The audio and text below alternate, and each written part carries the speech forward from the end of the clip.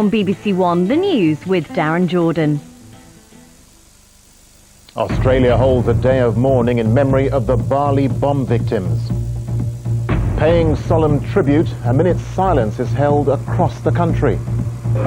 Second time around, Ireland says yes to European enlargement. And cash for kidneys. Relatives could get paid for organ donation.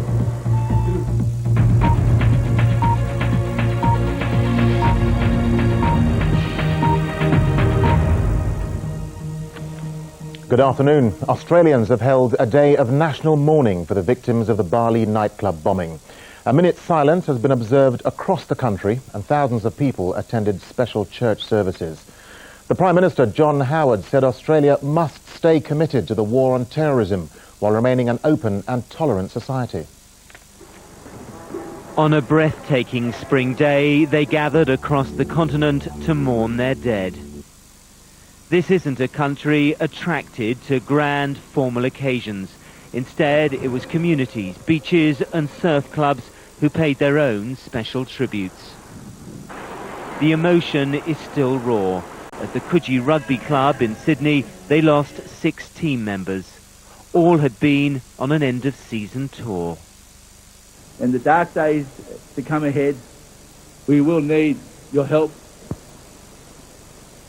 and your support, because there are truly going to be some dark days.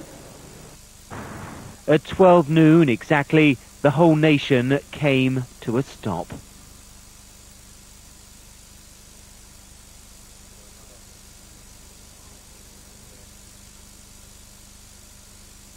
This not just a show of grief, but an act of defiance as well. The Prime Minister appeared on television urging Australians not to change too much.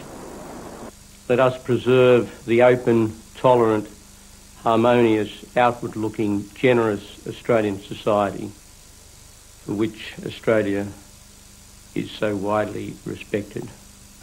The body of the first Australian victim has now been sent back, but it's likely to be up to 6 weeks before all the dead can be identified and brought home.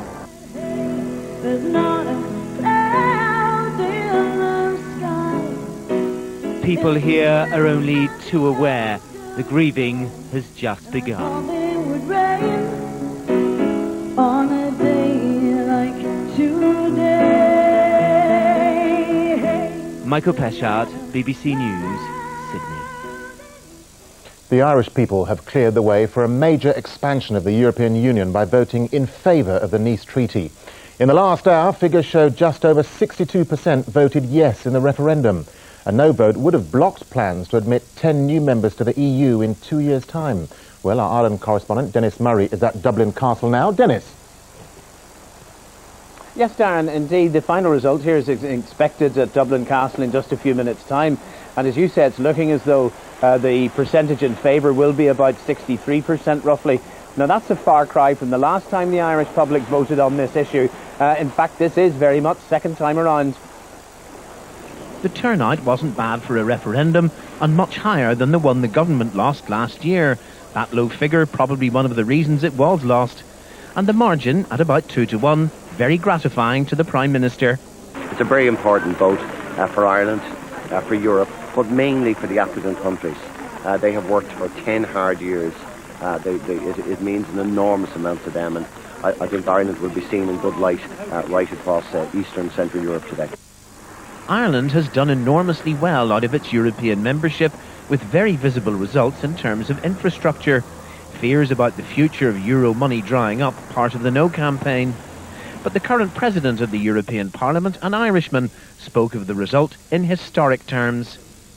Ireland is sending a signal to the leaders across Western Europe not to hang about. We're up for enlargement, its time has come. And today, on a rainy day, I think we're sending a ray of sunshine eastwards to people in accession states from our small island community to say that we, the people of Ireland, symbolically have removed the last brick from the Berlin Wall. The No camp argued that many of the issues haven't been settled.